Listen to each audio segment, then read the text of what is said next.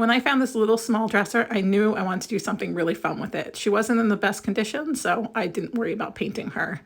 I cleaned it really well, grabbed all the hardware off of it, soaked that in vinegar, and scrubbed it with a superfine steel wool. You'll see at the end of the video how beautiful they came out. Then I grabbed Dixie Belle's Slick Stick. It's their bonding primer, but they actually are coming out with a brand new one that's going to be a bonding primer and a stain blocker called Bonding Boss, but that's later on this month.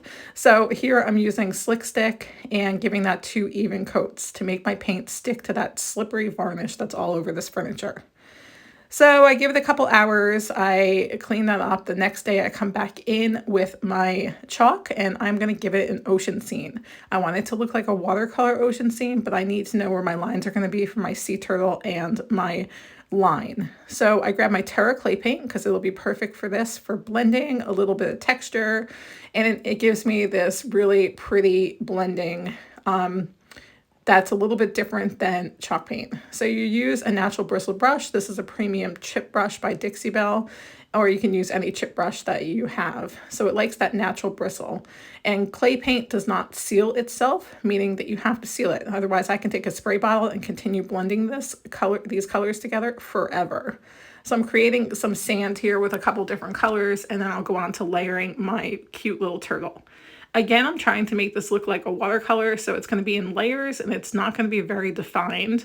It's just going to be a really pretty picture on the front of this dresser. So I grabbed some blues and greens to give his body some work, and then I started in on the shell. The shell, again, I'm going to do some greens, but a lot more blue, and then come in with this white line to define his patches, and then give them a little definition, each one by themselves. His face I had a little bit harder time with, and I went over it a couple times. You'll just see me quickly doing it here in a second, but I went over it a few times to make sure that that's the way I wanted it to look exactly. And Terra Clay Paint is perfect for that. Just let it dry and continue going on. I added that white line for the sea foam, and I think it came out absolutely beautiful with that beautifully cleaned hardware, and it didn't last long. This was from 2023, but I wanted to show it to you again as my first project of 2024 video.